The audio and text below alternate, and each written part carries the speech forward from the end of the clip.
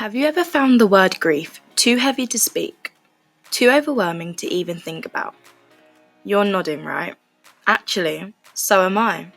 Together, we'll explore the G word. Yes, I mean grief. This isn't your everyday podcast. Here we'll dive into grief's raw, ugly, scary, and yes, occasionally beautiful facets. As your host, Caitlin, I'll share my personal experiences and conversations with people, providing you with comfort and resources in your darkest moments. The G word bridges the gap between silence and the conversation on grief among adolescents and young adults, a conversation we often shy away from. From strategies to cope, understanding guilt and regret, to embracing acceptance and finding meaning, the G word is a safe space created for you, a place where you can feel seen, heard, understood. Shouldering sorrow with strength and grace isn't easy, but with our shared grief, shared resilience, we, the young survivors, march forward one step at a time. Be seen, be heard on the G word. Join us, let's navigate the journey of grief together. It's time to break the silence.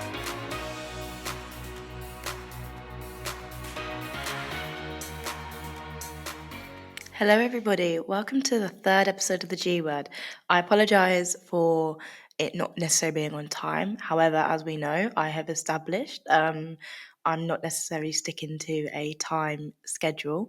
I'm just doing this as and when because this is something I enjoy and I obviously want to share my experience and knowledge with you guys. But I'm also a university student who currently has job applications, who has work, who has uni work, and just a social life, etc. Like we all know everyone's busy. So I'm glad that you're here for the third episode and you're not holding it against me that it's not necessarily on time. I'm still experiencing the lovely process of a cold at the moment. I don't think anyone's ever described it like that before. However, I am, like I said, still got a cold. So if I do at sometimes sound congested, um, I can only apologise really. It's just Mother Nature taking its sweet time. So um, today's episode is going to be about moving forward and finding meaning. And there is no strict time limit with this. You may be further on with your grief journey. You may not be at this point of your grief journey yet. Do you know, I'm recording this episode and I don't think I've fully yet internalized the meaning of grief. I think the reason why it's such a like bizarre concept to some people is the fact that it's never really actually talked about finding meaning. Um, so yeah, that's the episode today. But to begin with, I'm just going to tell you about my week, what I've done, my little wins this week. So this week I went to all my classes.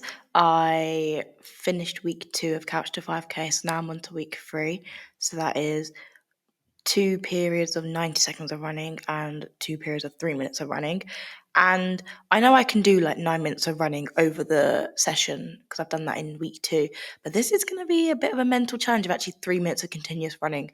And I don't know about you, but like if I'm really not feeling the music, this current song I'm listening to with the run, I then concentrate on changing the music. And then I spend like, well, time goes quick to some extent, but I spend half the running period trying to find a song. Like obviously I'm still running. So actually, maybe it's a blessing in disguise that sometimes I'm a bit picky with my music because I think if I was concentrating on the run in hand, because I won't lie, I have to cover the clock when I'm running on a treadmill because it's so tedious and I feel like it actually makes me feel like I'm experiencing a slow death, ironically.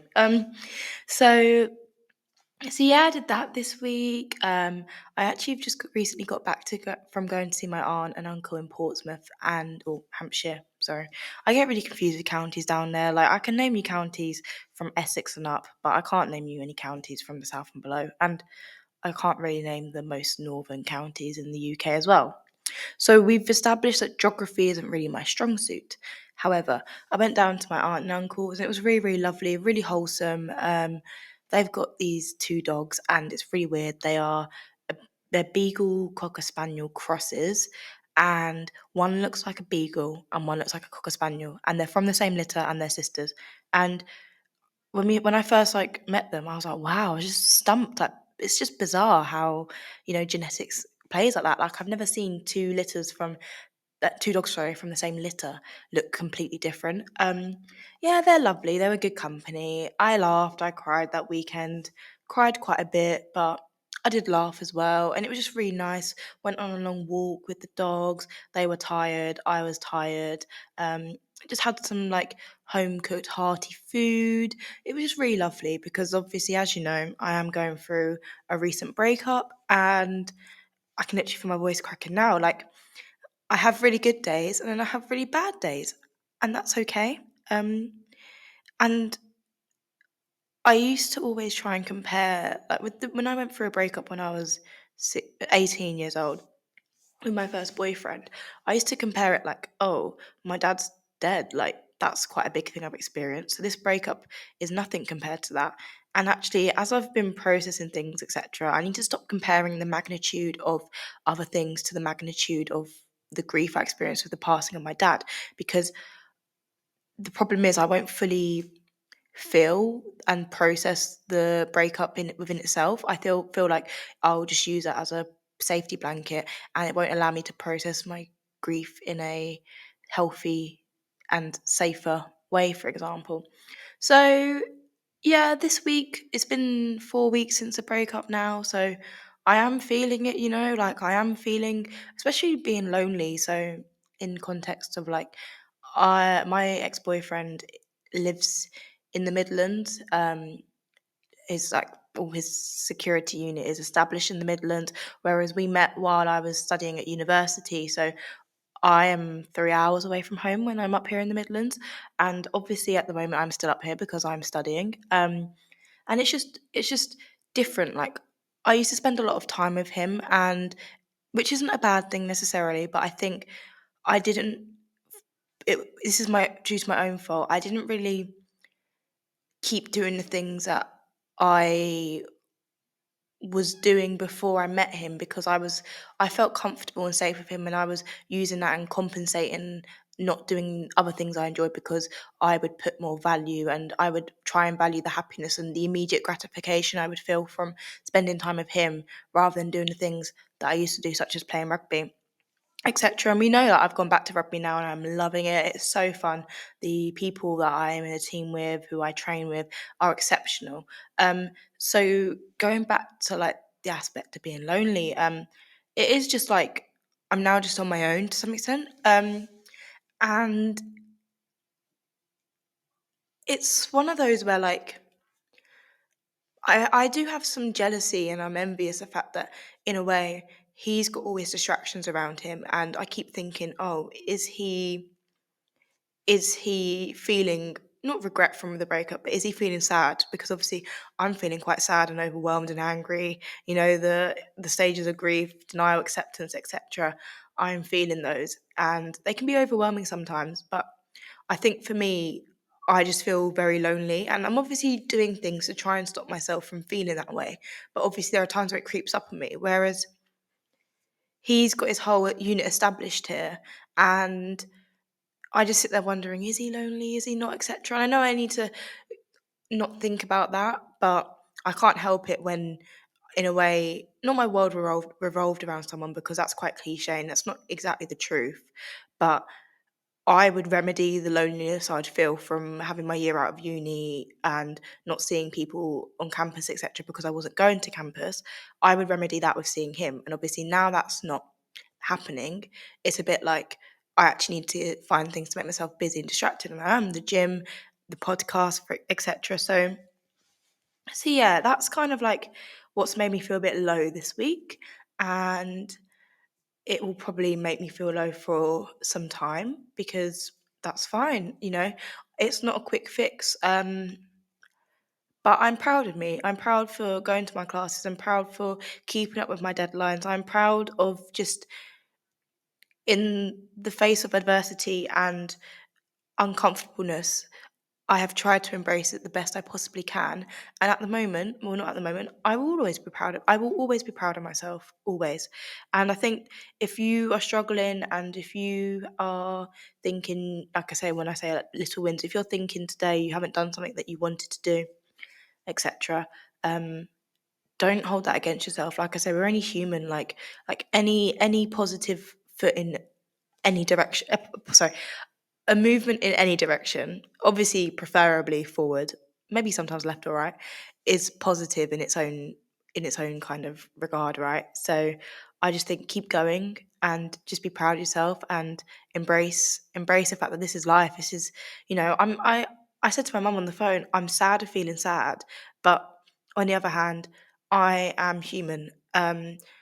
And in a way, I think the reason why I feel so overwhelmingly sad at the moment is because I've actually, I was for the last year actually taking antidepressants. I was taking sertraline due to obviously having overwhelming feelings. I was experiencing a depressive mood. I was getting anxiety about certain situations, and I went and spoke to a healthcare professional, and I was on and they prescribed me antidepressants, and I've actually, well, even before the breakup, I was deciding to come off them because it'd been a year, and obviously I was going back into university, and I just wanted to kind of try and work and have a support network in place where I could come off the antidepressants and just try and really, um, you know, feel, etc. Like, just really kind of put myself in the best situation.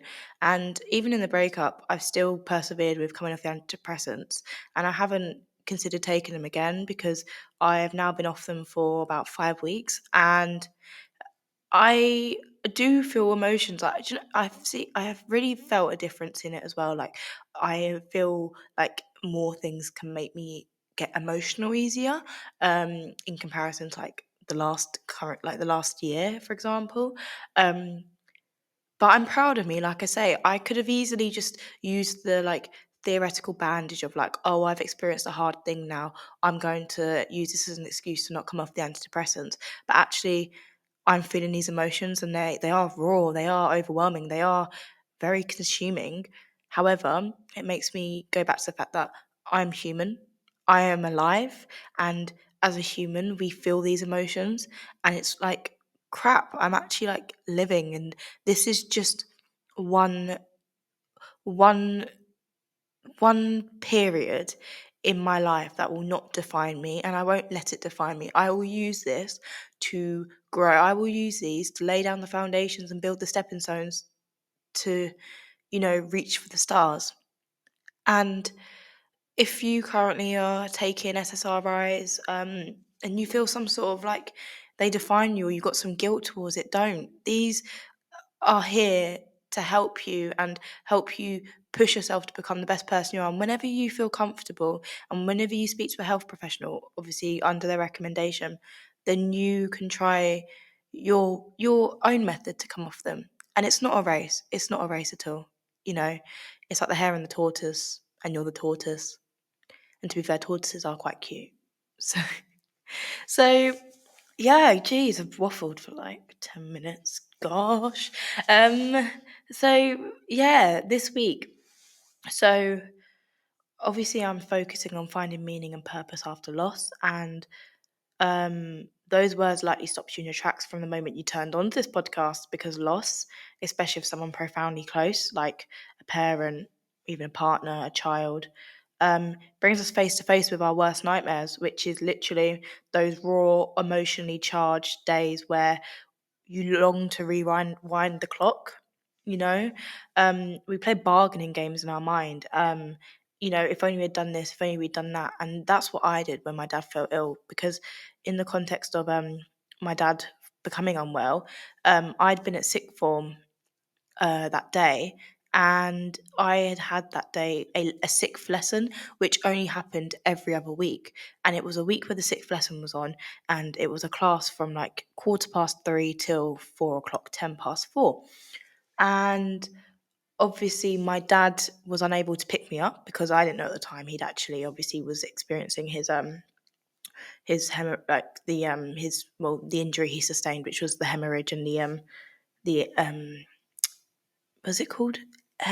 he had a brain hemorrhage. Yeah, he had a brain hemorrhage, and essentially, um, he was experiencing that, and that's why he didn't pick me up from school. And obviously, I then walked home, and it was about a 25-minute walk, and that's when I found him collapsed on the floor. And sorry, I get quite emotional because I think of it. It was so difficult seeing him helpless, and obviously, after the emergency services came and he was blue lighted to the closest neurological hospital, he ended up obviously having quite invasive and important brain surgery. And for a good few months at least, this was even before he passed away because he was in hospital for about 3 months before he actually did eventually pass away. Um, for about a couple of months, I was sitting there thinking, if only I didn't have a period six that day, or if only, even if I did have a period six, I didn't go to it. If I wasn't feeling it. So you do play that bargaining game where you're like, if I'd done this, if I'd done that. I didn't actually know that my dad was having a brain, like a hemorrhage, for example. So I was ended up going like, oh, if I told the ambulance this and that, etc. Like if I told them, if I knew about the signs of this, I could have told them and they would have known. Although I know in hindsight, like first responders and people on the phone obviously listen to symptoms you're explaining and they kind of know. So they kind of knew probably from what I was saying that he was having a brain hemorrhage as it was, or um, yeah. So, um, but we do play bargaining games, and you think maybe would they still be here? Um, and sometimes we look at videos of them with their voice, so you can hear their voice, so you can get some solace of what they used to sound like, for example. Um, but at some point, through all that acute pain, the permanence of loss starts to settle around us. Those little denial games, we were starting to lose their power. Like they are starting to lose their power. We know that we can't actually turn back time, and little by little, we stop trying to outrun the inescapable truth. And it's weird because I've actually been reading a book recently. I know, big stuff. I've been reading a book. What? By David Kessler, and it's called Finding Meaning: The Sixth Stage of Grief. You won't understand how many times I tried to pronounce that book title just now. Like I had to re-record it about 3 times. So that's why I said it so clearly and slowly. Um, and it's about, obviously, he addresses the fact of the 5 stages of grief, and he actually said he knew the lady that wrote that book about the 5 stages of grief. And it's really weird because she was actually a cancer patient who was dying, and it was about the fact of how she was coming to terms with the concept of dying. And it's really weird because I think people who maybe hear about it but don't necessarily read into it, they just think it's about someone else who's experienced the loss of a loved one. But it's weird how it's actually about the individual who is going to eventually pass. Um, but this book, this sixth stage of grief, I'm about 40% through it at the moment. But I've been going through and like highlighting some things that I've like actually not resonate with, but I think have been really good kind of food for thought. And he wrote in it, you don't have to experience grief, but you can only avoid it by avoiding love. So basically saying how love and grief are intertwined, right? And it was weird because you when you think about it, there is though, like the process of grieving something always does stem from some sort of love. Like, for example, if you enjoyed playing rugby and loved playing rugby and you broke your leg, you're going to experience the grief of not being able to play the sport. Your injury, for example, might be the reason that you can never play rugby again. And you're going to grieve the loss of not playing the sport again. And it obviously does mean in regards to people, we as individuals can send our condolences to people like who we don't really know. So you might see on Facebook someone's posted someone who is associated to them, not even a mutual friend. Like if a friend of mine who I've just got a connection with on Facebook, I'm friends with them. If they post that, I don't know, a family friend of theirs has passed away, you're not going to experience grief in that really in the same capacity as they are, because obviously you don't know that individual themselves. I think it's different when you've experienced grief in your own capacity in your own, like if you've lost a loved one, you can feel empathy and resonate with them, but you don't actually experience it. Might remind you of your own grief, but you don't experience the grief yourself because obviously you don't love that person. So essentially, I think when he says love and grief are linked together, sorry, I think that is very, very true. You can't have one without the other. And I've also read the grief is what's going on inside of us. While mourning is what we do on the outside, the internal work of grief is a process, a journey, and it does not have any prescribed dimensions and it does not have a certain end date. And we all know that, don't we, when we're going through this? You're going to go through times where you feel so bogged down about the overwhelming feeling of grief. You're missing that individual in your life. And there is no clear cut, oh, on the 16th of June 2024, you're not going to feel that anymore. Sorry? Said who? Exactly. So I just feel like it's a really, really good read. And if you've got some time, it is on Kindle. I bought it on Kindle, it's about £8. Um, but it is really interesting. And I might reference it a bit more, but obviously I thought it's quite relevant today because this is about finding meaning, for example. Um so I won't diminish how excruciating the process is of losing someone because I lived it myself after losing my dad, and I won't diminish the feeling of grief in general. Just yeah, as the chaos from the emergency hospital visit died down, and then the funeral ended, the days ahead did feel really empty. And I remember sitting kind of like in my room, just like kind of paralyzed for hours in the first week because I was unsure what I was supposed to do with myself. You don't know what to do. You're in such a confusing like place. You think, am I supposed to now go and disrupt myself for something I'm supposed to enjoy? Or am I just supposed to sit with the feelings and process the fact that my dad's not here anymore? And compounding my grief recently, this experience replayed itself through a painful breakup. It shocked my system all over again. The emotional scars from my dad's passing, I thought that had been healed, have been reopened. I'm flooded with the feelings of bargaining again, thinking, what if my expectations too high for my ex-boyfriend, and maybe if I had not lower expectations, but maybe if I changed the scope of my expectations, would we be together now? Or was I too overbearing? Was sometimes me buying a gift, although the sentiment was there, was it actually needed? Do you know what I mean? Like, you do go for that bargaining state again. And I wish and desperately I could rewrite the script for both of these losses. In an ideal world, I would be in a happy relationship and I would have my dad back. And for me at the moment, I'm in a bargaining of like, I just wish my dad was here because I want them to meet the guy that makes his daughter happy. Um, so yeah. And I knew from navigating grief before that thoughts were quicksand for my soul. So they afforded momentary escape, but the more I wrestled and wallowed in that mental mud, the further I sank from doing hard soul work. Um, and through tears and doubt, I had to redirect. Oh, can't speak today. I had to redirect all my energy and again. Some days I would take 2 steps forward and one back, but I still pressed on through the fog. Other days it was 1 step forward and three back, as setbacks arose unexpectedly, like you know, um, just setbacks in general. In life when you just don't feel mentally up for it. You're supposed to do 3 bits of university reading today, and you do one, and you just think, actually, what is the point? Like, I tried, um, but I kept walking on because I'd finally accepted that there's no going back now. In a way, you can only move forward or you can continue to be dragged backwards by denial. And what I found was that taking incremental steps forward towards a deeper acceptance made me kind of get out of the fog that I felt like I was in.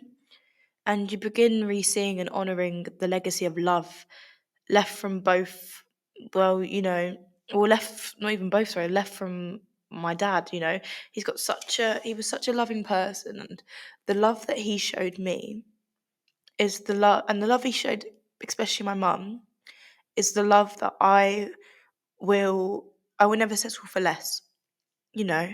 And that's what I find in my relationship. I was settling for less because the expectations that were set were the ones set by my dad. And they always say a girl's first love is their father. And that is very true. But in a way, I saw the possibility of love. Like, I saw what was possible with it. And for me, that possibility wasn't being shown in my relationship. So my dad has left a legacy of love. And I'm so proud of that because I think I'd be in such a worse place mentally at the moment if I was settling for someone who didn't treat me the way I deserved to be treated. Um, and I think, not I even think, I just know that, like, you know, we all get broken in some way. And what matters is how we get up and put those pieces back together again. And it's small steps. Like I say, at the moment, this podcast is a safe haven for me. This is a space where I can sit in a room and be upset, be emotional. This is the first time I've actually properly, like, kind of got very emotional in this podcast today. And I'm here for it, but you know what I mean? Like, it's just part of the process. It and it's just, you never know. I never knew I was going to start crying today on it. um you know, we all get to choose how to carry forth what's left behind once the worst has happened. And if we keep choosing with all our might, those high frequency emotions like forgiveness, hope, and optimism, we transform it from the victim mindset to the sculpture of meaning. And I mean that in the sense of, like, when my dad first passed away, I felt like, I did feel like a victim. I felt like, why me? Why am I the one that's got to experience this huge loss? And no one else around me, like friend wise, etc. Not that I would wish the passing of a parent or passing of anybody close to someone on my friends or even just anybody. But you do become a victim because you feel guilty for feeling hope, for feeling optimism. But actually, without me being optimistic now, without me feeling any hope, I don't think I would have been able to be the woman I am today. In regards to applying for those internships I'm doing for, like, I just feel, and getting them. If I wasn't optimistic, if I was pessimistic, I wouldn't have applied for those internships at all. And now, like I say, I keep going back to it because I'm so proud of myself. But I've got an internship with one of the biggest companies in the UK. So I think I'm kind of changing that mindset. And do you know what? In that interview, I didn't even bring up anything about my dad's death. And it's not in an embarrassed way or anything like that. I feel like when there's questions like how do you show resilience, etc., I can use that as an example, or you can use anything as an example if you like, regardless if you haven't experienced grief, you can use whatever example for resilience, right? And I think, like, I didn't use it in my interview because I didn't really kind of direct the conversation to go that way. But I also just wanted to do this properly off my own merit in regards to the things that grief has taught me is to be polite, is to be articulate. It's taught me to be very open and direct with what I'm trying to convey. And in a way that worked because I got offered the job. So it's not that necessarily I was speaking about the grief to make people not to feel sorry for me, but to feel like, okay, she's resilient, she's got through this, etc. No, I didn't bring it up for that because I didn't bring it up at all. But I was just trying to, like, say, like, how have I actually processed this big eventful thing in my life, and now how am I channeling that into something that that I can express to other people in the way I interact with them. And I think that's how I have used this grief in my interviews to push me forward and to help me get the job, I won't lie, because it's given me so much more confidence. And I don't know if this is, like, relevant to any of you listeners, but you want to do everything to make that person proud. And I think the fact that you're even going for these opportunities where you thought when they first passed away that was the last thing you wanted to do. Like, sorry, when he passed away, the last thing I wanted to do was sit my year 12 exams, was to go to work, was to just do anything. You want to sit in your own thoughts and feelings, and you're so emotionally like bogged down by everything that, you know, going for these interviews, and I would never have thought, if someone asked 17-year-old me, oh, what do you think you're going to be doing at 21? Would I have said, oh, I would maybe said, oh, I'll be at uni, because that was kind of on the cards. But I would never said, oh, I'll be like sitting, actually going for internships, this and that. Like, no, never, never, never, never.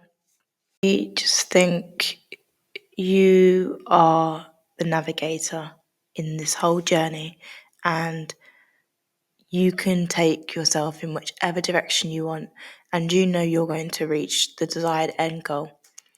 And there might be times where the path isn't clear, it's overgrown, or there are theoretical seas in the way, and you've got to find a way to navigate them.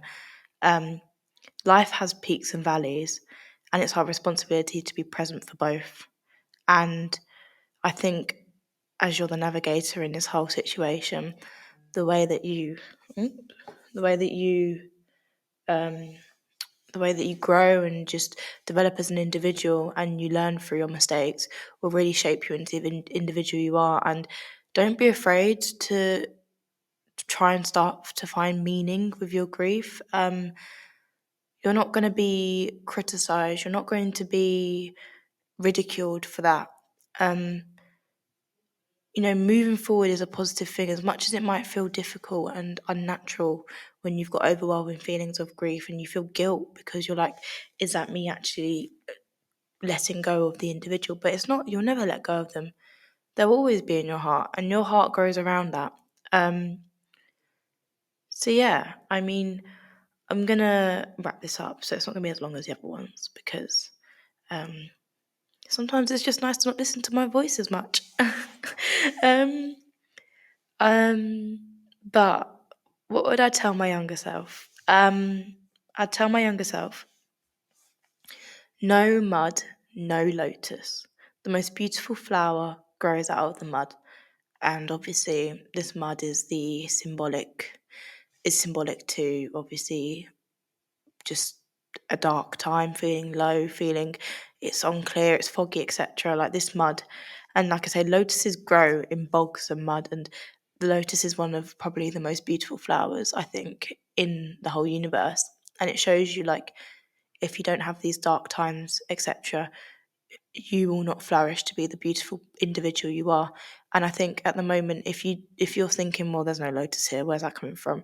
You've really got to dig deep, and it's so difficult. It's so difficult. But you face each day as it comes. You take those little wins, and I'm going to keep going on these little wins. It could be the fact that, so I got back, like I say, from my aunt and uncles, and I was like, I'm just gonna might sit down, lay down, etc. until I've got to go to campus. I didn't have a lot of time. I was like, you know what? I'm gonna have a shower, refresh myself, pack my things away, put stuff in my laundry basket, so I don't have to get back from campus later on and then have to sort that out.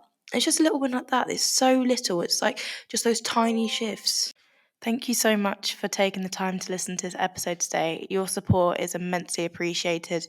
And I would say this again, like, I haven't started this podcast to be a revolutionary big major thing. Like, if that happened, then gosh, I would be very impressed. But if this podcast can resonate with at least one person and bring some solace to them with their grief journey, then that is a job well done for me. That is what I've come out to achieve. So thank you for listening. And I do have an Instagram. It's called the G Word Insta, all lowercase. So please give it a follow. I post obviously when I've put an episode out, and I also will love to speak to you guys, have, like, some chats, just especially if you are going through grief, like in any capacity. I just want to hear from you. How are you dealing with it? How is it making you feel? I just really want this to be a safe community where people can feel empowered and not held back by the adversities they are facing in life. And I do also have a TikTok. It's called the G Word Pod. Yes, the G Word Pod. So give that a follow as well. Thank you so much. If you could like or follow this podcast, if you can give it 5 stars, I'd really, really immensely appreciate that, because we've all got to start somewhere. So thank you so much. keep making yourself proud. You're loved, you're beautiful, you're incredible, you're powerful, and I will see you on the next episode.